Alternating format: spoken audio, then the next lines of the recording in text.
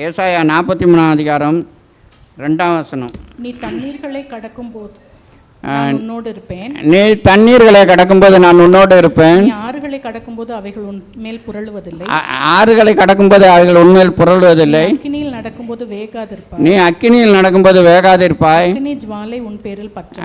அக்கினி ஜுவாலை உன் பேரில் பற்றாது என்று பார்க்கிறோம். அன்பு தேவனுடைய பிள்ளைகளே, தேவனாகிய கர்த்தர் இந்த கால வேளையில் இந்த மார்ச் மாதத்தில் தேவன் நமக்கு கொடுக்கறதான வாக்கு தத்துவம், நான் எல்லா காரியத்திலும் உன்னோடு கூட இருப்பேன், இந்த 4 காரியத்திலும் நான் உன்னோடு கூட இருக்கிறேன் என்று தேவன் வாக்கு தத்தமாக கூறுகிறார். எப்படிப்பட்ட தேவன் கூறுகிறார்? உங்களை பேர் சொல்லி அழைத்து உருவாக்கினவருமாகிய அந்த தேவனாகிய கர்த்தர் சொல்லுகிறதாவது என்று அந்த மேல் வசனத்தில் பாருங்கள். உங்களை அழைத்து தெரிந்து கொண்டு உங்களை உருவாக்கினவராகிய கர்த்தர் சொல்லுகிறதாவது, நீ தண்ணீர்களை கடக்கும்போது நான் உன்னோடு இருப்பேன். நீ ஆறுகளை கடக்கும்போது அவைகள் உண்மையில் புரளுவதில்லை. நீ அக்கினியில் நடக்கும்போது வேகாதிருப்பாய். அக்கினி ஜுவாலை உண்மையில் பற்றாது இருக்கும் என்று சொல்லப்படுது. அன்பு தேவனுடைய பிள்ளைகளே, நம்முடைய தேவன் நம்மளோடு கூட இருப்பது பார்த்திங்கன்னா மிகவும் பார்த்திங்கன்னா அதுவே ஒரு பெரிய ஆசீர்வாதம் தான். இன்றைக்கி உலகத்தில் எத்தனையோ விதமான தெய்வங்கள் இருக்கிறது. ஆனால் அந்த தெய்வங்கள் எல்லாம் அவர்களோடு கூட இருக்கிறதா என்பது அவர்களுக்கே தெரியாமல் இருக்குது. ஆனாலும் நம்முடைய தேவன் பார்த்திங்கன்னா எப்பொழுதும் நம்மளோடு கூட பார்த்திங்கன்னா அவர் இருக்கிற தேவனாக இருக்கிறார். ஆனால் சில நேரத்தில் நம்ம தான் அவரை விட்டு வழி விலகி விடுகிறோம். அதனால தான் அவர் சொன்னார், நான் உன்னை விட்டு விலகுவதும் இல்லை, உன்னை கைவிடுவதும் இல்லை என்று. அன்பு தேவனுடைய பிள்ளையில அவர் நம்மளோடு கூட இருக்கும் பொழுது அவருடைய பிரசன்னம் நமக்கு கிடைக்கும், அவருடைய மகிமை நமக்கு கிடைக்கும். அவர் நம்மோடு இருக்கும் பொழுது பார்த்திங்கன்னா அவருடைய சமூகம் எப்பொழுது நம்மளோடு கூட இருக்கும். இந்த அவருடைய சமூகம் நம்மளோடு கூட இருக்கும் பொழுது அந்த சமூகத்தின் மூலமாக உள்ளதான ஆசீர்வாதங்கள் எல்லாம் நமக்கு கிடைக்கும். அதனால் அந்த தேவன் பார்த்திங்கன்னா எப்பொழுதும் நம்மளோடு கூட இருக்கிறார். அன்றைக்கு இஸ்ரேல் ஜனங்களோடு கூட பாருங்கள், எல்லா காரியத்திலும் அவர்களோடு கூட இருந்தார். அதே நேரத்தில் மோசேயை பாருங்கள், அவர் இங்கே எகிப்து தேசத்துலேருந்து புறப்பட பண்ணி ஆசரிப்பு கூடாரத்தை உண்டாக்க சொன்னதே பார்த்திங்கன்னா, நான் என்னென்னா உங்களோடு கூட வாசம் பண்ணுவதற்காக நீ எனக்கு ஒரு பரிசுத்த ஸ்தலத்தை உண்டாக்குவாயாக என்று சொல்லி, அதனால தான் பார்த்திங்கன்னா ஆசரிப்பு கூடாரத்தையே உண்டாக்க சொன்னார். அதுமாரி ஆசரிப்பு கூடாரத்தை உண்டாக்க சொல்லி அந்த ஆசரிப்பு கூடாரத்தை அவருடைய பாளையத்தின் நடுவில் தான் பார்த்திங்கன்னா போட சொன்னார். ஏனென்றால் அவங்க நடுவில் உலாவுவதற்காக அவர் என்னென்ன போட சொல்லி அவங்களுக்குள்ளார வாசம் பண்ணுவதற்காக போட சொன்னார். ஆனால் அவங்க அநேக நேரத்தில் அவரை விட்டு அவருக்கு அநேக காரியங்களை கோபம் மூட்டினது நிமித்தமாக பின்னாடி பார்த்திங்கன்னா மோசே அந்த ஆசரிப்பு கூடாரத்தையே பெயர்த்து பாளையத்துக்கு வெளியே கொண்டு போய் போட்டான்னு பார்க்குறோம். அன்பு தேவனுடைய பிள்ளை, நம்முடைய வாழ்க்கையில் கர்த்தர் நம்மோடு கூட இருப்பதற்காக எப்பொழுதும் பார்த்திங்கன்னா அவர் ஆயத்தமுள்ளவராக இருக்கிறார், அவர் சித்தமுள்ளவராக இருக்கிறார், அவர் விரும்புகிற தேவனாக இருக்கிறார். ஆனால் நம்முடைய நாம் அவரை விட்டுவிடாதபடி எல்லா காரியத்திலும் அவரை நாம் இருக பிடித்து கொள்ளுகிறவர்களாக இருக்க வேண்டும். இந்த வாக்கு தத்துவத்தில் பார்த்திங்கன்னா 4 விதமான காரியங்களை குறித்து சொல்லப்பட்டிருக்க. முதலாவதாக பார்த்திங்கன்னா நாம் கடக்க வேண்டியதான இந்த 4 விதமான காரியங்கள், அதாவது என்னென்னா தண்ணீரை, முதலாவது என்னென்னா தண்ணீரை கடக்கும்போது அவர் நம்மளோடு இருக்கிறார். இரண்டாவதாக பார்த்திங்கன்னா ஆறுகளை கடக்கக்கூடியதான ஒரு சூழ்நிலை இருக்குது. மூன்றாவதாக பார்த்திங்கன்னா அக்கினியை வழியாக போகக்கூடியதான ஒரு சூழ்நிலை இருக்குது. நான்காவதாக பார்த்திங்கன்னா அக்கினி ஜுவாலையின் வழியாக, இப்படிப்பட்டதான 4 விதமான பாதையின் வழியாக நாம் கடந்து வரும் பொழுதும் தேவனாகிய கர்த்தர் நம்மளோடு கூட இருக்கிறார் என்பதை குறித்து நீங்கள் நன்றாக அறிந்து கொள்ளுங்கள். முதலாவதாக பார்த்திங்கன்னா அவர் தண்ணீரை கடக்கும்போது அவர் நம்மளோடு கூட இருக்கிற தேவனாக இருக்கிற. அன்பு தேவனுடைய பிள்ளையில தண்ணீர் என்று சொல்லும் பொழுது அது நம்முடைய வாழ்க்கையில் காணப்படுறதான மிகவும் ஒரு நெருக்கமான இக்கட்டான ஒரு சூழ்நிலை என்பதை குறித்து நீங்கள் நன்றாக அறிந்து கொள்ளுங்கள். அதாவது என்னென்னா இஸ்ரேல் ஜனங்களை தேவன் எகிப்து தேசத்திலிருந்து அடிமைத்தனத்திலிருந்து மீட்டு கொண்டு வந்தார். மீட்டு கொண்டு அவர்கள் புறப்பட்டு வந்த பொழுது அவர்கள் ஈரோத்து பள்ளத்தாக்கில் வந்து பாளையம் இறங்கி இருக்கிறார்கள். பாளையம் இறங்கி இருக்கும் பொழுது அடுத்தாப்புல அவங்க என்னென்னா பிரயாணம் போக வேண்டும்.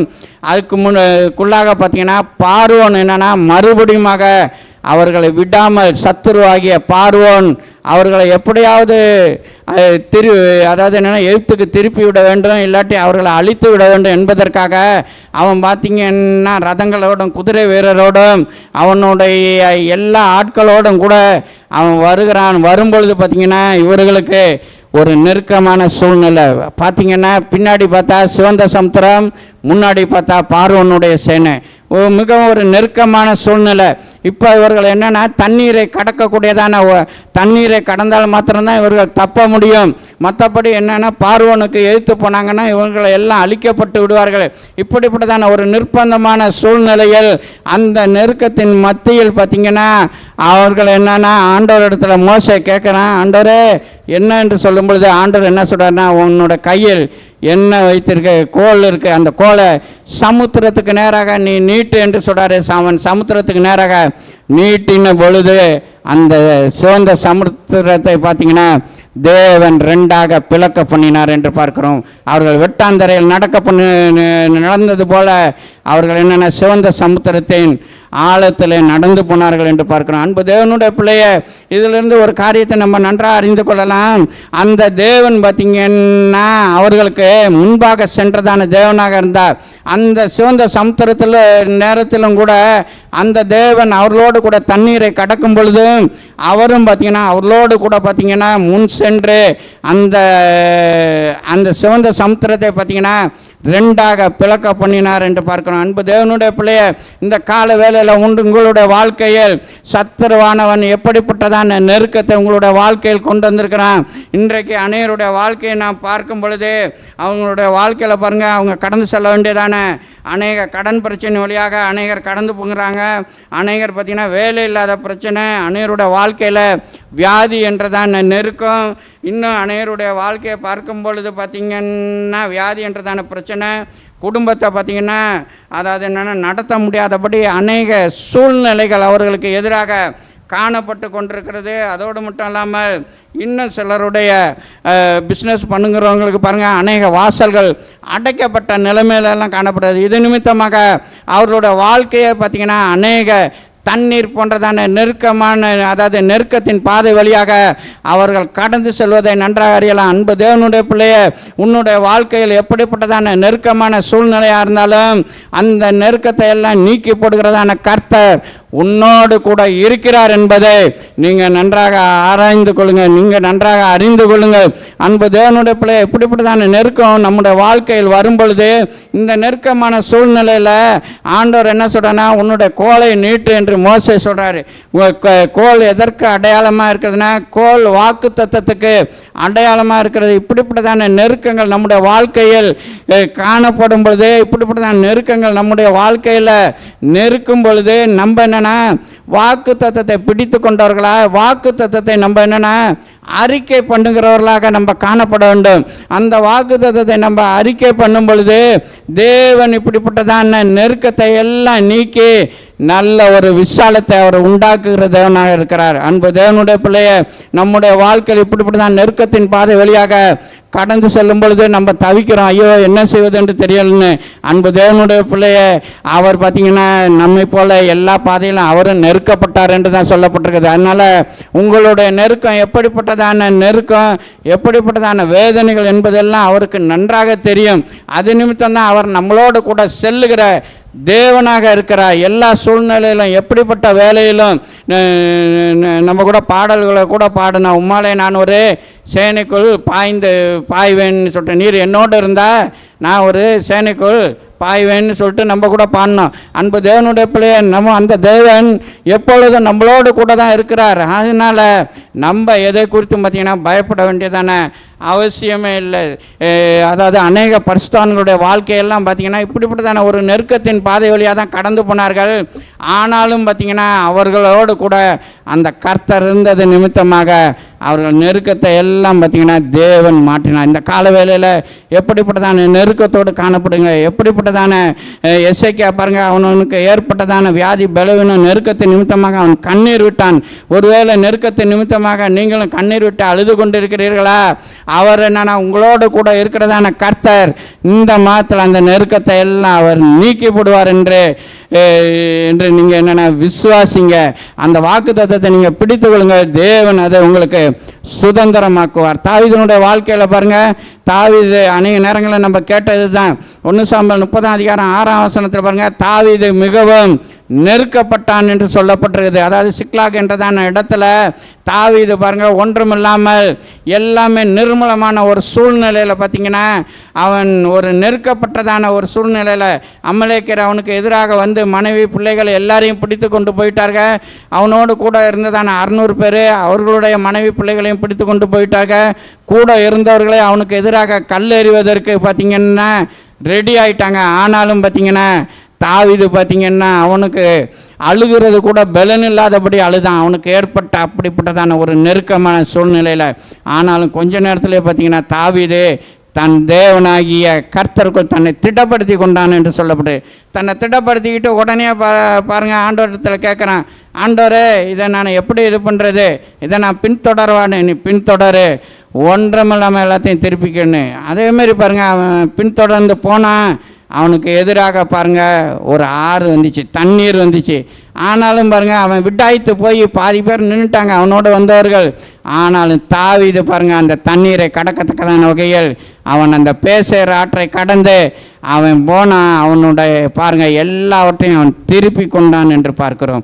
அவனுடைய நெருக்கம் எல்லாம் நீக்கப்பட்டது. அந்த தண்ணீரின் வழியாக போகும்பொழுது அந்த தேவனாய கர்த்தர் அவனோடு கூட இருந்தது நிமித்தமாக அவன் விட்டாய்த்து போயும் பார்த்தீங்கன்னா எல்லாவற்றையும் அவன் திருப்பி கொண்டான் என்று பார்க்கிறோம். அதேமாரி 2 சாமுவேல் 22ஆம் அதிகாரத்தில் கூட அவன் பாருங்கள் அவன் சொல்கிறான், எனக்கு உண்டான நெருக்கத்தில் நான் கர்த்தரை நோக்கி கூப்பிட்டு 2 சாமுவேல் 22ஆம் அதிகாரம் 7ஆம் வசனம், கர்த்தரை நோக்கி கூப்பிட்டு அபயமிட்டேன்,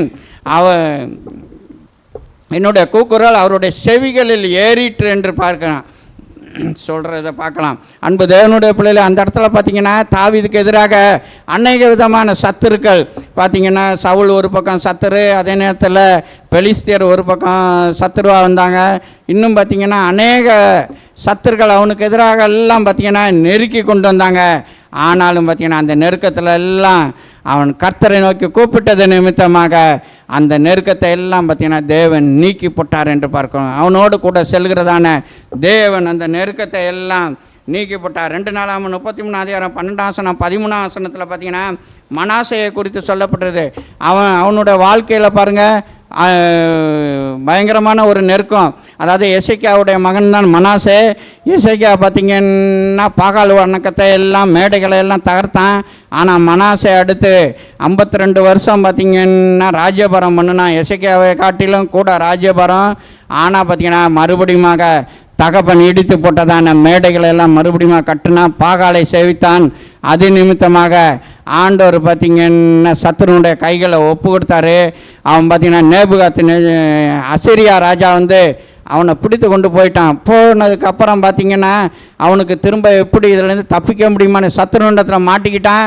சத்துரு தன்னுடைய ஊருக்கு கொண்டு போயிட்டான். ஆனால் திரும்பவும் அவனுக்கு என்னென்னா, ஆண்டவரே என்னை மறுபடியுமாக நீர் என்னை எருசலேமுக்கு கொண்டு வர வேண்டும் என்று அவன் நெருக்கப்படுகிறதான காலத்தில் கெஞ்சி அவன் தன்னை தாழ்த்தின பொழுது அவனை மறுபடியுமாக அவனுடைய ராஜ்யத்துக்கு வர வைத்தார் என்று பார்க்கணும். அதை வாசிங்களேன். இப்படி அவன் நெருக்கப்படுகையில் கர்த்தரை நோக்கி கெஞ்சி, தன் தேவனாய கர்த்தரை நோக்கி கெஞ்சி தன் பிதாக்களின் தேவனுக்கு முன்பாக மிகவும் தன்னை தாழ்த்தினான். அவரை நோக்கி அவன் விண்ணப்பம் பண்ணி கொண்டிருக்கும் போது அவர் அவன் கெஞ்சுதலுக்கு இறங்கி அவன் ஜெபத்தை கேட்டு திரும்ப எருசலேமில் உள்ள தன்னுடைய ராஜ்யத்துக்கு பாருங்க திரும்ப எருசலேமில் உள்ள தன்னுடைய ராஜ்யத்துக்கு கொண்டு வந்தார்கள் என்று பார்க்கிறோம். பாருங்கள் சத்துரு கையில் மாட்டினதானே அவனை பாருங்கள் திரும்பவும் அவன் பின்மாற்றத்திலிருந்து மனம் திரும்பி மறுபடியுமாக ஆண்டவரை நோக்கி கெஞ்சின பொழுது அவனுடைய கெஞ்சுதலுக்கு தேவன் இறங்கினார் என்று பார்க்கிறோம். அன்பு தேவனுடைய பிள்ளைய, ஒருவேளை உங்களுடைய வாழ்க்கையில் தேவனை விட்டு பின்வாங்கினது நிமித்தமாக, பின்மாற்றத்தில் போனது நிமித்தமாக, இல்லாவிட்டால் பார்த்தீங்கன்னா தேவனை விட்டு மற்ற காரியத்தை முக்கியத்துவம் கொடுத்தது நிமித்தமாக உங்களுடைய வாழ்க்கையில் ஒருவேளை இப்படிப்பட்டதான நெருக்கத்தின் பாதை வழியாக நீங்கள் கடந்து வந்தீங்களா? உங்களுடைய குடும்பத்தில் இப்படிப்பட்டதான சூழ்நிலைகள் ஒருவேளை அது நிமித்தமாக வந்ததா? இப்படிப்பட்டதான நெருக்கம் என்பதை நீங்கள் நன்றாக ஆராய்ந்து பாருங்கள். இன்றைய தினத்தில் உங்களுடைய கூக்குரலுக்கு, உங்களுடைய கூப்பிடுதலுக்கு அவர் செவி கொடுத்து அந்த தேவன் உங்களோடு இருக்கிறது நிமித்தமாக அவர் உங்களுடைய இந்த தண்ணீர் போன்றதான இந்த நெருக்கத்தின் அனுபவத்தை எல்லாம் அவர் மாற்றி போட வல்லவராக இருக்கிறார். நம்ம இப்படிப்பட்ட நெருக்கத்தின் நேரத்தில் எல்லாம் நம்ம வாக்கு தத்தத்தை நம்ம பிடித்து கொள்கிறவர்களாக இருக்க வேண்டும். கிதியோன் கூட பாருங்கள், ஒரு தடவை அவன் சொல்கிறான், ஆண்டவரே நீர் எங்களோடு கூட இருந்தால் எங்களுக்கெல்லாம் இப்படிலாம் நடக்குமான்னு சொல்லிட்டு அவன் என்னென்னா வாக்கு தத்தத்தை குறித்து தான் பார்த்திங்கன்னா அவன் பேசி கொண்டிருக்கிறான். அன்பு தேவனுடைய பிள்ளை, அதனால் நம்முடைய வாழ்க்கையில் பார்த்திங்கன்னா நம்ம வாக்கு தத்தத்தை நம்ம இறுக பிடித்து கொள்ள வேண்டும். ஆண்டவரே நீர் என்னோடு கூட இருக்கிறீர் என்று சொன்னீரே, ஏன் எனக்கு இப்படிப்பட்ட சூழ்நிலை என்று நீங்கள் ஆண்டவர்கிட்ட தாராளமாக கேட்கலாம். ஏன் எனக்கு இப்படிப்பட்ட நிலைமை, ஏன் எனக்கு இப்படிப்பட்ட நெருக்கம், உலகத்தில் யார் யாரோ இல்லாமல் எப்படி இல்லாமல் வாழ்கிறாங்க, அவங்களுக்கெல்லாம் ஒரு விசாலம் இருக்கும்பொழுது எனக்கு ஏன் இப்படிப்பட்ட கண்ணீரின் பாதை என்று நீங்கள் என்னென்ன ஆண்டவர்கிட்ட தாராளமாக கேட்கலாம். அதில் கேட்டதான பதிலை அவர் கொடுக்கிற தேவனாக இருக்கிறார். இரண்டாவதாக நாம் பார்க்கும் பொழுது ஆறுகளை கடக்கும் பொழுது நான் உன்னோடு இருப்பேன் என்று சொல்கிறார். அன்பு தேவனுடைய பிள்ளைகளை, தண்ணீரை காட்டிலும் பார்த்திங்கன்னா ஆறுகள் மிகவும் மோசமானது என்பதை நம்ம நன்றாக அறியலாம். கடந்த நாட்களில் கூட பாருங்கள் நம்ம பார்க்கலாம், விழுப்புரம் மாவட்டம், இந்த பக்கம் திருநெல்வேலி மாவட்டத்திலலாம் பாருங்கள், மழை பேஞ்சு ஆறில் தண்ணி போகும்பொழுது பாருங்கள் எப்படிப்பட்ட ஒரு பெரிய காராக இருந்தாலும் சரி, எவ்வளோ பெரிய வாகனமாக இருந்தாலும் சரி, எல்லாத்தையும் பார்த்திங்கன்னா அடித்து உருட்டிக்கிட்டு ஒன்றும் இல்லாமல் ஆக்கிட்டு போகுது. அதுதான் ஆறோட நிலமை. நமக்கு தெரியும் ஆறு அமைதியாக இருக்குன்னு சொல்லி நம்ம நினைக்கலாம். காவிரி ஆற்றுல கூட போனீங்கன்னா ஒரு அடிக்கு தான் தண்ணி போயிட்டுருக்கோம். ஆனால் நீங்கள் அதில் அப்படியே நீங்கள் படுங்க, எதையுமே பிடிக்காமல் இருந்தீங்கன்னா உங்களை உருட்டிக்கிட்டு ஆட்டோமேட்டிக்காக போய்ட்டுருக்கும். ஒரு அடி தான் தண்ணி இருக்கும், ஒரு அடி ஆழம்தான். ஆனால் பார்த்திங்கன்னா அது பாட்டுக்கு ஆட்டோமேட்டிக்காக உருட்டிக்கிட்டு உங்களை கொண்டு போயிட்டே இருக்கும். நம்மளோட வெயிட் என்ன, ஒரு 80 கிலோவை அது தள்ளுதுன்னா பாருங்கள், ஒரு அடி தண்ணி தான் ஆழம். நம்ம நினைக்கிறோம் அது ஆறுகள் என்று. அன்பு தேவனுடைய பிள்ளைய, ஆறு என்று சொல்லும் பொழுது பார்த்திங்கன்னா அதாவது என்னென்னா அடுத்தடுத்து நமக்கு வருகிறதான பிரச்சனை, அடுத்தடுத்து நமக்கு வருகிறதான போராட்டம், அடுத்தடுத்து நமக்கு வருகிறதான பாடுகளை குறித்து தான் பார்த்திங்கன்னா அங்கே என்னென்னா சொல்லப்பட்டிருக்குது. அன்னையருடைய வாழ்க்கையை கூட பார்க்கும் பொழுது அவங்க சொல்லுவாங்க, ஐயோ என்ன இப்போ தான் ஒரு சோதனை வந்துச்சு, இப்போ தான் ஒரு போராட்டம் வந்துச்சு, இப்போ தான் ஒரு பிரச்சனை நெருங்கினுச்சு, அடுத்து பார்த்திங்கன்னா அடுத்த பிரச்சனை, இப்போ தான் ஒரு இதுலேருந்து வெளியில் வந்தேன், அடுத்தது பார்த்திங்கன்னா அடுத்தடுத்து பார்த்திங்கன்னா சிலரை பார்த்திங்கன்னா சில சோதனைகள், சில போராட்டங்கள், சில காரியங்கள் பார்த்திங்கன்னா அடுத்தடுத்து அவர்களை பார்த்திங்கன்னா நெருக்கி கொண்டிருக்கோம். அவங்க பார்த்திங்கன்னா எந்திரிக்கவே முடியாது, அவங்க என்னென்னா வளரவே முடியாது. ஆறு எப்படி பெரிய பெரிய மரத்தெல்லாம் கூட போட்டு பெரட்டி தள்ளி கொண்டு போதா, இதுமாரி பார்த்திங்கன்னா அவங்களுடைய வாழ்க்கையை பார்த்திங்கன்னா ஒரு பெறலக்கூடியதான நிலைமையில் என்ன செய்வதென்று தெரியாது. யாருமே அவர்களுக்கு பார்த்திங்கன்னா உதவி செய்வதற்கு கூட கிடையாது. அப்படிப்பட்ட ஒரு சூழ்நிலையின் வழியாக பார்த்திங்கன்னா அடுத்தடுத்து பார்த்திங்கன்னா கடந்து போவாங்க. இதுதான் பார்த்திங்கன்னா ஆறோட நிலைமை. அன்பு தேவனுடைய பிள்ளைய, ஒருவேளை நீ அப்படிப்பட்டதான உங்களுக்கு எதிராக வந்ததான இப்படிப்பட்டதான ஆறு போன்றதான சோதனைகள், ஆறு போன்றதான பிரச்சனைகள், அடுத்தடுத்து வருகிறதான பிரச்சனைகள் உங்களை என்னென்னா மாறி மாறி பொருளச் செய்கிறதா, அப்படிப்பட்ட சூழ்நிலையில் உங்களுடைய தேவன் உங்களோடு கூட இருக்கிறார். உலகத்தில் உள்ளதெல்லாம் பார்த்திங்கன்னா நல்லா இருக்கும் பொழுது நம்மளோட இருப்பான். நம்மளுடைய சூழ்நிலை பார்த்திங்கன்னா கொஞ்சம் தடுமாற்றம் ஆனிச்சுன்னா ஆட்டோமேட்டிக்காக பார்த்திங்கன்னா உறவினர்லேருந்து எல்லாமே பார்த்திங்கன்னா கொஞ்சம் கொஞ்சமாக தூரமாக போயிடுவாங்க. அவ்வளோதான், இவன் நிலைமை அவ்வளோதான் மோசமானதுன்னு. ஆனால் நம்முடைய தேவன் பார்த்திங்கன்னா எல்லா சூழ்நிலையிலும் அவர் நம்மோடு கூட இருக்கிறார். இந்த காலவேளை யோபுடைய வாழ்க்கையை எடுத்துக்கொள்ளுங்களேன். யோபுனுடைய வாழ்க்கையில் பாருங்கள் அடுத்தடுத்த பிரச்சனை. ஃபஸ்ட்டு பார்த்திங்கன்னா அவன் சொல்கிறான், சபையார் இந்த பக்கம் திருடிட்டு போயிட்டானுங்க, இதுமாரி ஆடு எருதெல்லாம் திருடிட்டு போயிட்டான்னா. அடுத்தாப்பில் பார்த்திங்கன்னா என்னென்னா இன்னொரு பக்கம் என்னென்னா இன்னொரு ஒரு சூழ்நிலையில் ஆடுகளை கொண்டு போய்ச்சான், ஒட்டகத்தை கொண்டு போய்ச்சானே. எல்லா காரியத்துலையும் பார்த்திங்கன்னா அவனுக்கு பார்த்திங்கன்னா செய்தி சொல்கிறதுக்கு மட்டும் ஒருத்தன் மட்டும் தப்பி வரான். ஒருத்தன் மட்டும் நான் மட்டும் தான் தப்புனேன், மீதி பேரெல்லாம் போயிடுச்சு, அவ்வளோதான் எல்லாம் போயிடுச்சுன்னு. அடுத்தாப்பில் பார்த்திங்கன்னா உன்னோட பிள்ளைங்க எல்லாம் செத்து போச்சு, 10 பிள்ளைங்களும் செத்து போச்சு, 4 பக்கமும் வீட்டில் 4 பக்கமும் என்னென்னா காற்று அடிச்சிச்சு, அவ்வளோதான் இடிஞ்சு விழுந்துச்சு, 10 பேரும் செத்து போயிட்டானுங்க, நான் ஒருத்தன் தான். அவன் யோபு என்ன நினச்சிருப்பான், இவன் ஒருத்தனும் எதுக்கிட்ட தப்பி நம்மகிட்ட சொல்லிட்டுருக்கான். மெதுவானாலும் நம்ம கேள்விப்படலாம். இது என்ன இது நம்மளை சில நேரம் பார்த்திங்கன்னா வலிவு செய்வதற்கே பார்த்திங்கன்னா சில பிரச்சனைலாம் வந்துக்கிட்டே இருக்கும். அடுத்தடுத்து அதான் நிமித்தம் இல்லாத சத்துரு நமக்கு எந்திரிச்சு பார்த்திங்கன்னா தேவையில்லாத பிரச்சனையெல்லாம் உண்டு பண்ணிகிட்டு இருப்பான். ஒரு பிரச்சனை தீர்ந்துருக்கும், அடுத்த பிரச்சனை பார்த்திங்கன்னா நம்மளை தேடிட்டு வரும். நம்மளே நினச்சி பார்த்துருக்க மாட்டோம். இது எப்போவோ நடந்ததாச்சா, இப்போ எதுக்குடா இந்த பிரச்சனை வருது இதுமாரி, அது எப்போவோ முடிஞ்சு போன கதையான்னுட்டு. இன்றைக்கி பார்த்தீங்கன்னா மனுஷனுடைய நிலைமை அப்படி தான். அடுத்தடுத்து யோபனுடைய வாழ்க்கை இருப்பாங்க, அடுத்தடுத்த பிரச்சனை. அவன் ஆனால் யோபு அதை பற்றி கவலைப்படல. அவன் என்ன நினச்சான், அவன் சொல்லியிருப்பான் இதுமாரி, நிர்வாணியாக இருந்தால் நிர்வாணியாக போகிறேன், நான் எதுவும் இந்த ஆடு மாடை எதுவும் செத்ததுக்கப்புறம் நான் கொண்டு போகிறதில்ல, எல்லாத்தையும் விட்டுட்டு போகிறேன். அதே சாத்தான்கிட்ட சொல்லியிருப்பான், நான் மட்டும் இல்லை உன் ஆளுங்களுக்கும் இதே நிலைமை தான், அவனும் நிர்வாணியாக வந்தான், அவனும் தான் நிர்வாணியாக போகிறான், அவன் மட்டும் என்ன எடுத்துகிட்டு போகிற மாதிரி நீ வைக்க போறியா, ஒன்றும் கிடையாதுன்னு. அடுத்து பாருங்கள், எல்லாத்தையும் அவனோட உடைமைகள் எல்லாத்தையுமே ஒன்று ஒன்றா எடுத்தான். அவன் கவலைப்படல. அடுத்தாப்புல பாருங்கள், அவனுடைய சரீரத்திலேயே பார்த்திங்கன்னா கையை வச்சான். அப்பவும் பாருங்கள், யோபு அதை குறித்து எந்த சூழ்நிலையிலும் பாருங்கள், அடுத்தடுத்த பிரச்சனை என்ன காரியம் வந்தாலும் பரவாயில்ல, நான் பொருள மாட்டேன்னு சொல்லி கர்த்தர் கொடுத்தா கர்த்தர் எடுத்தா அவருடைய நாமத்துக்கு ஸ்தோத்திரம்ன்ட்டு இருந்தான். உடனே பார்த்துருப்பான், சாத்தானே நினச்சிருப்பான், இவனை ஒன்றும் பண்ண முடியாது. சிலருடைய வாழ்க்கையில் அப்படி தான். நீங்கள் நின்று பாருங்கள், ஆட்டோமேட்டிக்காக அந்த சத்துருவே பார்த்தீங்கன்னா போயிடுவான். இவன் எல்லா காரியத்துக்குமே நின்று பார்க்குறான், எல்லா காரியத்துக்குமே ஏற்று நிற்கிறான், ஒன்றுமே அதை பற்றி அவன் கவலைப்பட்ட மாதிரியே தெரில. சிலர்லாம் பாருங்கள் அப்படி தான் சொல்லுவாங்க, அவ்வளோ பிரச்சனை இருக்குது, அவ்வளோ இது இருக்குது, நம்ம போய் சொன்னாலும் அவர் அதை பற்றி கவலைப்பட்ட மாதிரியே தெரில. அப்படிதான் அவர் அசால்ட்டாக சொல்லிகிட்டு இருக்கிறாருன்னுவாங்க. அன்பு தேவனுடைய பிள்ளைய, தேவன் உங்களுக்கு பார்த்திங்கன்னா பலனை கொடுக்குற தேவனாக இருக்கிறார். உங்களுடைய வாழ்க்கையில் தேவன் உங்களோடு கூட இருக்கிறார் என்றதான நிச்சயம் உங்களுக்கு காணப்படுமானால், உங்களை புரட்டக்கூடியதான அநேக காரியங்கள் உங்களுடைய வாழ்க்கையில் காணப்படலாம். எப்படிப்பட்டதான ஆறுகள், புரளக்கூடியதான ஆறுகள் உங்களுக்கு எதிராக வரலாம். ஆனாலும் அதிலிருந்து பார்த்திங்கன்னா ஜெயத்தை கொடுக்கிறதான எலியாவின் தேவன் நம்மளோடு கூட இருக்கிறார். அதாவது பார்த்திங்கன்னா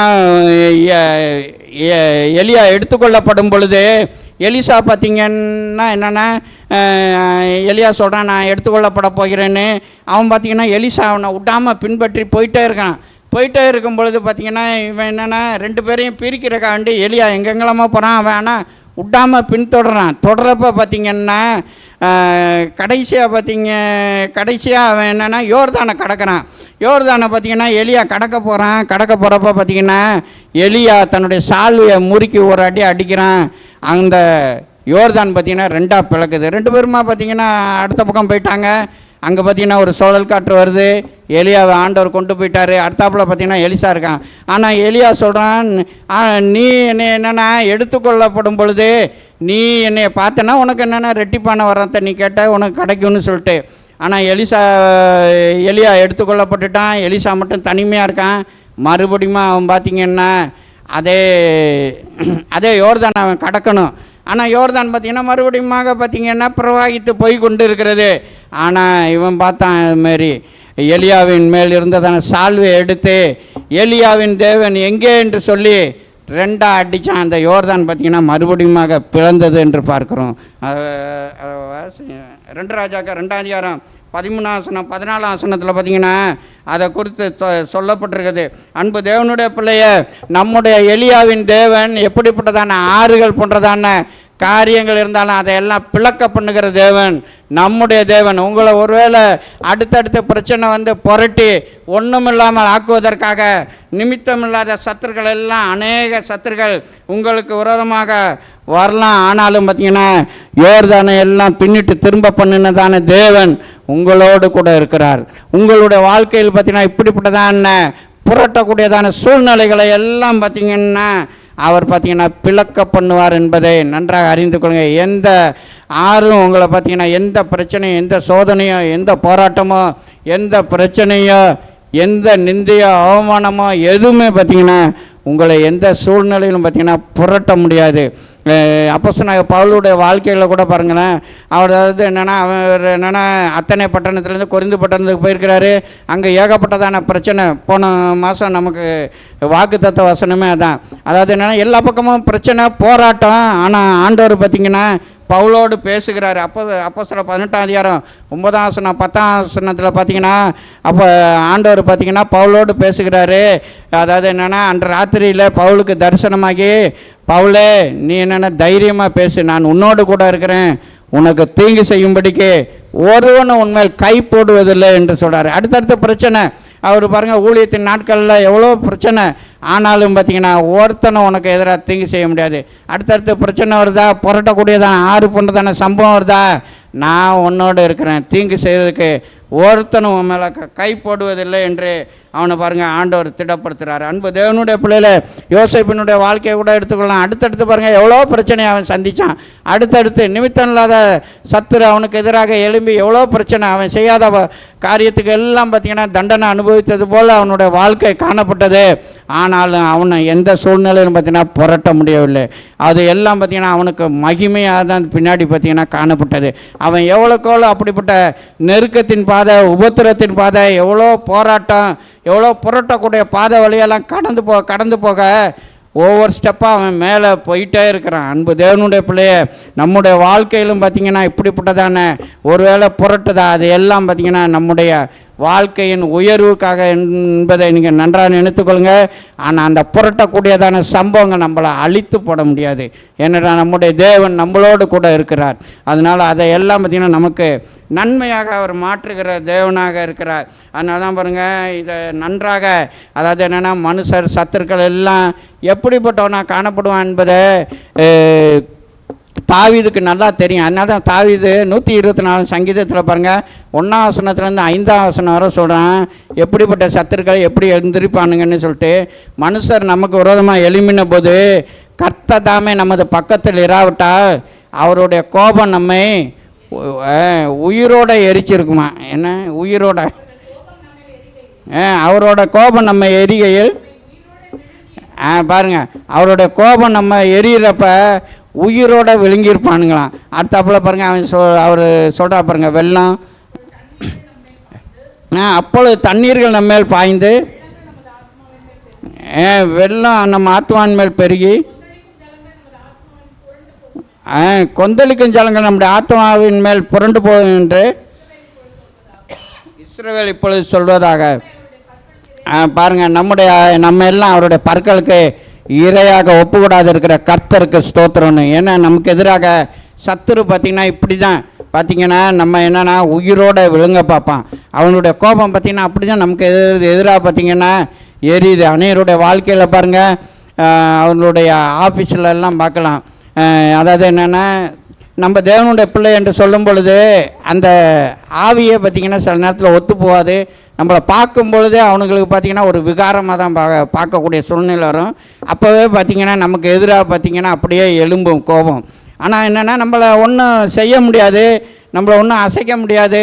அது நிமித்தமாக பார்த்திங்கன்னா அவனுங்களுக்கு என்னென்னா அவன் எவ்வளோக்கெவ்வளோ வேலை ஸ்தலத்துலலாம் உங்களுக்கு எதிராக கோவப்பட்டு மேலே உள்ள அதிகாரியாக இருந்தாலும் சரி யாராக இருந்தாலும் சரி எவ்வளோக்கெவ்வளோ உங்களுக்கு எதிராக நிமித்தம் இல்லாமல் எழும்புகிறார்களோ அவ்வளோக்கெவ்வளோ அதே இடத்துல உங்களுடைய தலையை எண்ணெயால் உயர்த்துவார். எண்ணெயால் அபிஷேகம் பண்ணி தலையை உயர்த்த தான் செய்வார் ஒழிய எந்த விதத்தில் நம்ம என்னென்னா அவங்களுடைய கோபம் எல்லாம் நம்மளை பற்றி எறிஞ்சாலும் எந்த விதத்தில் நம்மளை என்னென்னா புரட்ட முடியாது என்பதை நீங்கள் நன்றாக நினைத்துக்கொள்ளுங்க. ஏனென்றால் நம்முடைய தேவன் நம்மளோடு கூட இருக்கிறார். அன்பு தேவனுடைய பிள்ளைய உங்களுடைய வாழ்க்கையில் ஒருவேளை அநேகருக்கு பாருங்கள், அநேக வேலை ஸ்தலத்துலலாம் அநேக பிரச்சனையை கொண்டு வருவாங்க. தேவையில்லாத பிரச்சனையெல்லாம் நம்ம தலையில் தான் கொண்டு வந்து பார்த்திங்கன்னா வைப்பாங்க. ஆனாலும் பார்த்திங்கன்னா தேவன் நமக்கு பலனை கொடுப்பார். அதுலேருந்து ஒரு ஜெயத்தையும் நம்முடைய தேவன் தருகிற தேவனாக இருக்கா. காரணம் என்னவென்றால் ஏலியாவின் தேவன் நம்மளோடு கூட இருக்கிறார். அவர் எப்படிப்பட்ட ஆறுகளையும் பார்த்திங்கன்னா அவர் ரெண்டாக பிளக்க பண்ணுகிற தேவன். அந்த ஆறு நம்ம மேலே புரள முடியாது. அந்த ஆறை பிளக்க பண்ணி வெட்டாந்தரையில் நடந்து வருவது போல் அவர் நடந்து வர பண்ணுகிற தேவன் என்பதை நன்றாக அறிந்து கொள்ளும். மூன்றாவதாக பார்த்திங்கன்னா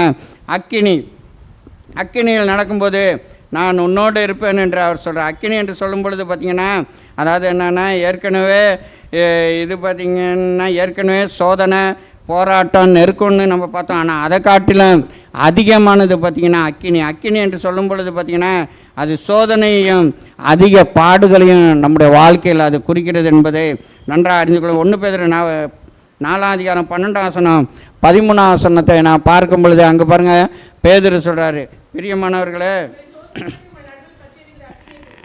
பிரியமானவர்களே உங்கள் நடுவில் உங்களை சோதிக்கும்படி உங்கள் நடுவில் பற்றி எறிகிற அக்கினியை குறித்து ஏதோ புதுமை என்று நீங்கள் திகையாமல் கிறிஸ்துவின் மகிமை வெளிப்படும் போது நீங்கள் களி கூர்ந்து மகிழும்படியாக அவருடைய இப்படிப்பட்டதான அக்கினி போன்றதான பாடுகளின் வழியாக ஒருவேளை கடந்து போகிறீர்களா? அதெல்லாம் பார்த்தீங்கன்னா தேவன் உங்களுக்கு மகிமையாக மாற்றுவார். சத்துரு நமக்கு எதிராக பார்த்தீங்கன்னா அக்கினி போன்றதான அநேக சோதனைகளை கொண்டு வருவான், அக்கினி போன்றதான அநேக பிரச்சனைகளை கொண்டு வருவான், அக்கினி போன்றதான அநேக காரியங்களை, அநேக பாடு, உபத்திரம், போராட்டம், அநேக பாதையின் வழியாக ஒருவேளை கடந்து செல்லக்கூடியதான சூழ்நிலையில் நீங்கள் காணப்பட்டு கொண்டிருக்கிறீர்களா? அப்படிப்பட்ட பாதையின் வழியாக கடந்து வருகிறீர்களா? அநேக உபத்திரவங்களை எல்லாம் தாண்டி கொண்டு வருகிறீர்களா?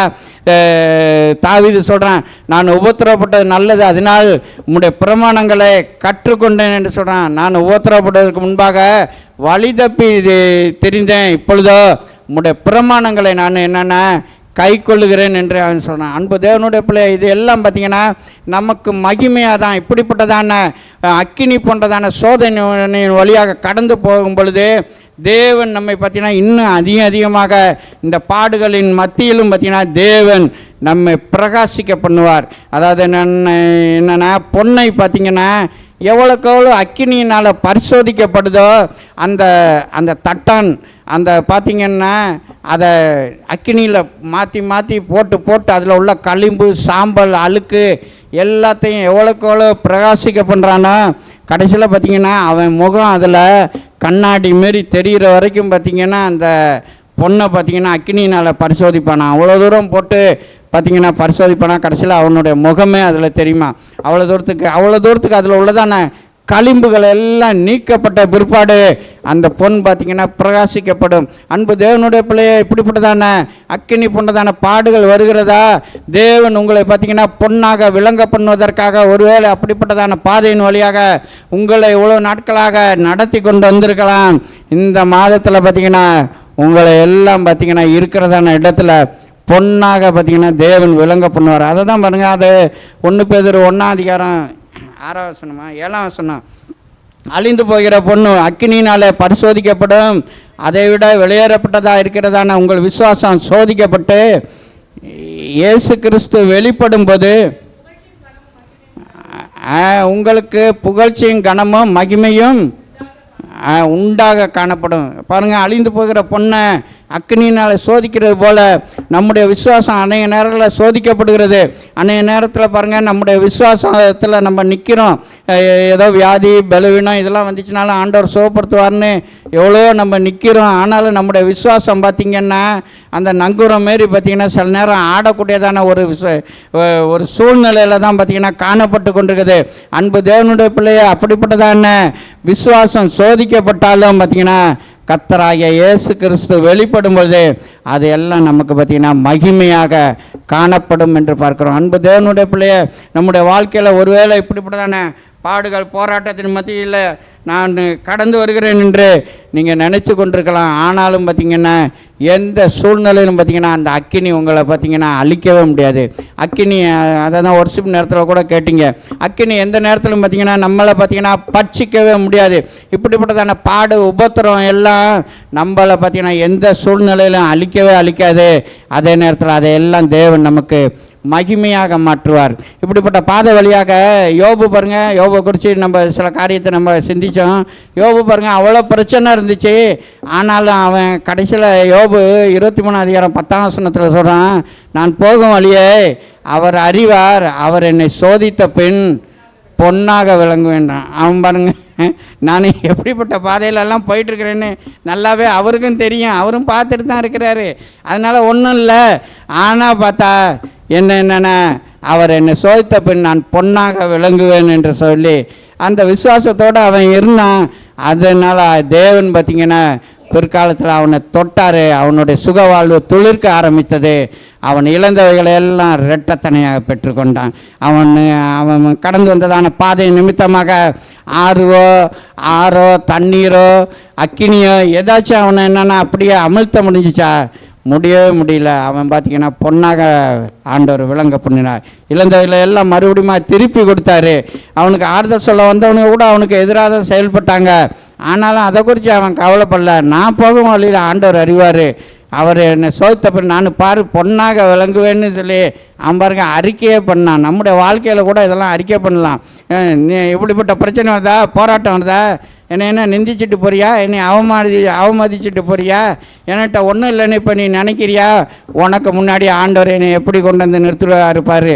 இன்றைக்கி என்னென்னா உன்ட்ட நான் காசு கேட்டேன், எனக்கு இல்லைன்னு, நாளைக்கு இது என்னென்னா நீ என்கிட்ட வந்து கேட்குறப்ப நான் கொடுக்குற மாரி ஆண்டவர் என்னை வைக்கிறாரா இல்லையான்னு பாருன்னு நீங்கள் சவால் விட்டு சொல்லுங்கள்.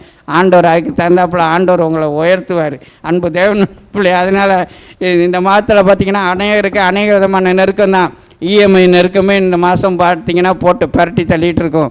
காரணம் என்னென்னா நாங்கள் இயர் ரெண்டை முடிக்க போகிறோம், நீ எப்படி அந்த பேலன்ஸ் எல்லாத்தையுமே கட்டிடுன்னு சொல்லிட்டு பார்த்திங்கன்னா இதுவே ஒரு பெரிய பிரச்சனையாக இருக்கும். அன்பு தேவனுடைய பிள்ளை, அதுக்கு தேவையான பலனை எல்லாம் தேவன் தருகிறது. கர்த்தர் நமக்கு தருகிறவராக இருக்கார். அவர் நம்மளோடு கூட இருக்கிறார். அதனால் எந்த சூழ்நிலையிலும் நீங்கள் கவலைப்படாதீங்க. யோபனுடைய வாழ்க்கையை பார்த்திங்கன்னா தேவன் பொன்னாக விளங்க பண்ணினார். 4வதாக பார்த்திங்கன்னா அக்கினி ஜுவாலை உன் பேரில் பற்றாது என்று பார்க்கிறோம். அன்பு தேவனுடைய பிள்ளைய அக்கினியின் வழியாக வரும்பொழுது அநேக பாடுகளுக்கு உட்படுத்தி நம்ம ஒருவேளை கடந்து வரலாம். அடுத்தாப்பில் பார்த்திங்கன்னா அக்கினி ஜுவாலை என்று சொல்லும் பொழுது அதாவது என்னென்னா நமக்கு எதிராக சத்துரு கொண்டு வருகிறதான அக்கினி பார்த்திங்கன்னா நம்மள என்னென்னா எந்த சூழ்நிலையிலும் பார்த்திங்கன்னா பற்றி பிடிக்காது என்பதை நீங்கள் நன்றாக அறிந்து கொள்ளுங்கள். மோசே பார்த்திங்கன்னா ஆடு மேய்த்து கொண்டிருக்கும் பொழுது மோசையை தலைவனாக ஏற்படுத்துவதற்கு முன்பாக ஆண்டவர் அங்கே ஒரு அற்புதத்தை அவனுக்கு நடத்துகிறாரு. என்னென்னா முச்செடி பார்த்திங்கன்னா அவன் ஆடு மேய்ச்சிட்டு இருக்கும் பொழுது முச்செடி பார்த்திங்கன்னா அந்த ஓரை பருவத்தில் ஆடு மேய்ச்சிட்டு இருக்கான். அங்கே பார்த்திங்கன்னா முச்செடி பற்றி எரிகிறது. உடனே மோசை வேகமாக போய் பார்க்குறான் என்னன்னு சொல்லிட்டு. ஆனால் பார்த்திங்கன்னா முச்செடியில் பார்த்திங்கன்னா முச்செடியிலேருந்து கர்த்தர் பேசினார் என்று பார்க்குறோம். முச்செடி எரிஞ்சிச்சு, ஆனால் முச்செடி பார்த்திங்கன்னா அவிந்து போல. அந்த அற்புதத்தை பார்த்திங்கன்னா மோசே காண்றான். அப்படி அற்புதத்தை காண்பிச்சு தான் பார்த்திங்கன்னா மோசையை பாருங்கள் மறுபடியும் எழுத்து கொண்டு வந்து மோசையை கொண்டு பெரிய அற்புதங்களை எல்லாம் தேவன் நடத்தினார் என்று பார்க்கிறோம். அன்பு தேவனுடைய பிள்ளைய, நம்முடைய தேவன் அற்புதத்தின் தேவன். ஒருவேளை அக்கினி ஜுவாலை, அதாவது என்னென்னா மனுஷருடைய பொறாமை, எரிச்சல், விக்கினம், அவனுடைய காரியங்கள் எல்லாம் நமக்கு எதிராக அக்கினி ஜுவாலையை போல் பார்த்திங்கன்னா பற்றி எரியக்கூடியதான அவருடைய கோபம் எல்லாம் பார்த்திங்கன்னா நமக்கு எதிராக பற்றி எரியக்கூடியதான சூழ்நிலையில் காணப்படலாம். ஆனால் அது எந்த விதத்திலும் பார்த்திங்கன்னா நமக்கே பற்றாது என்பதை நன்றாக நீங்கள் அறிந்து கொள்ளுங்கள். அவருங்க ஒருவேளை நம்ம மேலே அக்கினி ஜுவாலை பற்றி எரியக்கூடியதான நிலைமையில் அவங்க நமக்கு எதிராக செயல்பட்டாலும் அதே அக்கினி ஜுவாலை அவர்களை தான் பட்சிக்கும். சாத்ராக் மேசாக் ஆபேத்நேகோவை எடுத்துக்கொள்ளுங்க. சாத்ராக் மேசாக் ஆபேத்நேகோவை 7 மடங்கு அக்கினி சொல்ல பாருங்கள். மனுஷனோட கோபம் பாருங்கள் எப்படி இருக்குது. 7 மடங்கு பரிபூர்ணமாக பார்த்திங்கன்னா அக்கினி ஜுவாலையை சாதாரணமாக எரிகிறத காட்டிலும் 7 மடங்கு இவனுங்களுக்காக வேண்டி பார்த்திங்கன்னா சூடாக்குனாங்க. ஆனாலும் பார்த்திங்கன்னா அக்கினி ஜுவாலையில் போட போனவன் எல்லாம் பார்த்திங்கன்னா எரிஞ்சு போயிட்டான். போட போனவன் எல்லாம் திரும்பியே வரல. அன்பு தேவனுடைய பிள்ளை, அதே நேரத்தில் பார்த்திங்கன்னா அக்கினி ஜுவாலைக்குள்ளார போனதான 3 பேரோடு கூட தேவன் பார்த்திங்கன்னா உலாவினார் என்று 4வது ஆளாக அவர் பார்த்திங்கன்னா ஆண்டவர் தேவனாய் கர்த்தர் அவர்களோடு கூட உலாவுறாரு. அக்கினி ஜுவாலை அவர்களை பார்த்திங்கன்னா பற்றி பிடிக்கல. அவன் பார்த்திங்கன்னா உலாவி கொண்டு வருகிறான். அக்கினியின் வாசனை கூட பார்த்திங்கன்னா அவர்கள் மேல் பற்றி பிடிக்கவில்லை என்று பார்க்கிறோம். அன்பு தேவனுடைய பிள்ளைய, மனுஷனுடைய எரிச்சல், பொறாமை, விக்கினங்கள் எல்லாம் நமக்கு எதிராக அக்கினி ஜுவாலையை போல ஒருவேளை பற்றி பிடிக்கத்தக்கதான வகையில் அவளுடைய கோபம் நம்ம மேலே எரிந்து கொண்டிருக்கலாம். ஆனாலும் எந்த சூழ்நிலையில் நம்மையோ நம்முடைய குடும்பத்தையோ நம்முடைய பிள்ளைகளையோ பற்றி பிடிக்காது. ஏனென்றால் அப்படிப்பட்டதான அக்கினி ஜுவாலையின் பாதையிலும் அந்த தேவனாய கர்த்தர் நம்மளோடு கூட இருக்கிறார். அவர் அப்பொழுது நம்மை கைவிட்டு விட்டு போக போகிற தேவன் அல்ல, அவர் நம்மளோடு கூட இருக்கிறார். அன்பு தேவனுடைய பிள்ளைய, எலியாவுக்கு விரோதமாக பாருங்கள். எலியாவுக்கு விரோதமாக ஏசபேல் பார்த்திங்கன்னா ஒரு சபதம் எடுத்தார். என்னன்னா எலியா கர்த்தரே தெய்வம் என்பதை நிரூபித்த பொழுது 450 பாகால் தீர்க்கதரிசிகளை கொன்றது நிமித்தமாக ஏசபேல் என்னன்னா நாளைக்கு உன்னுடைய தலை இல்லாமல் போயிடும், நாளைக்கு உன்னை பாரு நான் இருக்க விடாமல் நான் ஆக்கிடுவேன், உன்னுடைய தலையை எடுத்துருவேன்னு சொல்லிட்டு அவ்வளோ தூரம் பாருங்க எலியாவின் மேலே அவ்வளவு தூரம் எரிச்சல், அவ்வளோ தூரம் பார்த்திங்கன்னா அக்கினி போன்று பார்த்திங்கன்னா அவள் என்னென்னா அவ்வளோ தூரம் கோவப்பட்டு சில காரியத்தை பண்ணான். எலியா கூட பார்த்திங்கன்னா சோர்ந்து போயிட்டான். ஆனாலும் சோர்ந்து போன எலியாவை தேவன் பலப்படுத்தி மறுபடியும் எந்த ஏசபேலை, ஆனால் அவன் பார்த்திங்கன்னா ஏசபேலை குறித்த பார்த்திங்கன்னா அவன் பிராபிசி சொன்னான், உன்னுடைய இரத்தத்தை நாய்கள் தின்னு, நாய்கள் நக்குன்னு சொன்னான். ஆனால் பார்த்திங்கன்னா அப்படிப்பட்ட எலியாவே பார்த்திங்கன்னா பயமுறுத்தி சோர்ந்து போகத்தக்கதான வகையில் அவளுடைய அக்கினி பார்த்திங்கன்னா அப்படியா வார்த்தை பார்த்திங்கன்னா இறங்குனிச்சு. ஆனாலும் பார்த்திங்கன்னா எந்த எலியாவை அழித்து விடுவேன் என்று, எந்த எலியாவின் மேலே அக்கினி ஜுவாலை பற்றி பிடிக்கும் என்று எந்த ஏசபேல் சொன்னாலோ அதே ஏசபேலினுடைய நிலைமை பரிதாபமான மரணத்தை அவர் சந்தித்தார். ஆனால் அதே எலியா இன்று வரை உயிரோடு இருந்து கொண்டிருக்கிறான். எலியா இன்ன வரைக்கும் பார்த்திங்கன்னா மறிக்கவே இல்லை. ஆண்டவர் பார்த்திங்கன்னா அவனை பாருங்கள் அக்கினி ரதத்தில் அவனை அப்படியே உயிரோடு எடுத்துக்கொண்டார். அன்பு தேவனுடைய பிள்ளைய, ஒருவேளை மனுஷருடைய கோபங்கள், மனுஷருடைய அநேக எரிச்சல், பொறாமை எல்லாம் நமக்கு எதிராக அக்கினியை போல பற்றி பிடிக்கக்கூடிய சூழ்நிலையில் நமக்கு எதிராக அநேக வார்த்தைகளை விட்டிருக்கலாம்.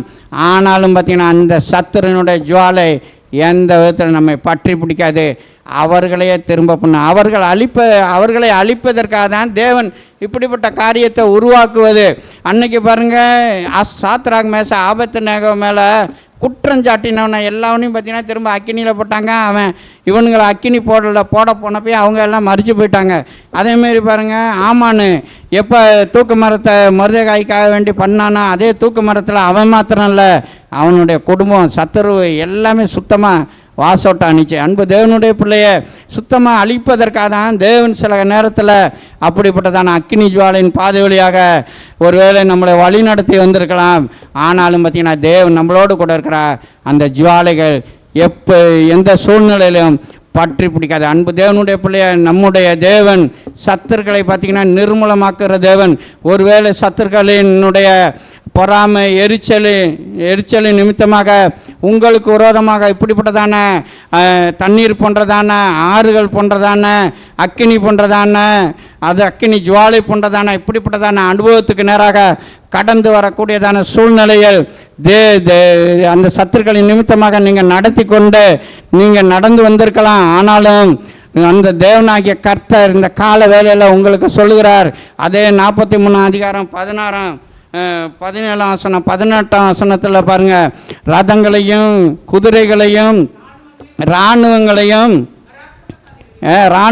பராக்கிரமசாலிகளையும் புறப்பட பண்ணி அவர்கள் எழுந்திருக்கக்கூடாதபடிக்கு ஒருமிக்க விழப்பண்ணி ஒரு திரி அணைகிறது போல் அதையெல்லாம் இந்த மாதத்தில் உங்களுக்கு அணைச்சி போடுவார். ஒரு திரி அணைஞ்சிச்சுன்னா திரும்ப எரியுமா? அது எரியவே எரியாது. ரதங்கள் குதிரைகள் இதெல்லாம் பார்த்திங்கன்னா அந்த 4 விதமான காரியங்கள், தண்ணீர், ஆறுகள், அக்கினி ஜுவாலை. அதை தான் பாருங்கள் இந்த பக்கத்தில் பாருங்கள், ரதங்கள், குதிரைகள், இராணுவங்கள், பராக்கிரமசாலிகள். இந்த 4 விதமான காரியங்களை எல்லாம் பார்த்திங்கன்னா ஒருமிக்க தேவன் விலை பண்ணுவார். நீங்கள் எந்த விதத்திலும் பார்த்திங்கன்னா பயப்படாதீங்க, உங்களோட தேவன் உங்களோட கூட இருக்கிறார். ஆகையால் அவர் பார்த்திங்கன்னா இதெல்லாம் இப்படிப்பட்ட காரியங்களெல்லாம் சத்துரு கொண்டு வந்த சத்துரு பார்த்திங்கன்னா ஒரு திரியை அணைகிறது போல் இந்த மாதத்தில் அணைய பண்ணுவார். அதையெல்லாம் நீங்கள் எல்லாம் உங்களுடைய கண்களினால் காண்பீர்கள். அப்படிப்பட்ட தேவன் தான் சொல்கிறார், முந்தினவைகளெல்லாம் நினைக்க வேண்டாம், பூர்வமானவைகளெல்லாம் சிந்திக்க வேண்டாம், இதோ நான் ஒரு புதிய காரியத்தை செய்கிறேன் என்று. இந்த மாதத்தில் உங்களோட வாழ்க்கையிலெல்லாம் இப்படிப்பட்ட பாதையின் வழியாக கடந்து வந்ததானே உங்களுடைய வாழ்க்கையிலெல்லாம் தேவன் ஒரு புதிய காரியத்தை செய்ய அவர் வல்லமை உள்ள தேவனாக இருக்கிறார். நம்ம வாக்குத்தத்தத்தை சுதந்தரிப்போம். தேவன் தாமே ஆசீர்வதிப்பாராக.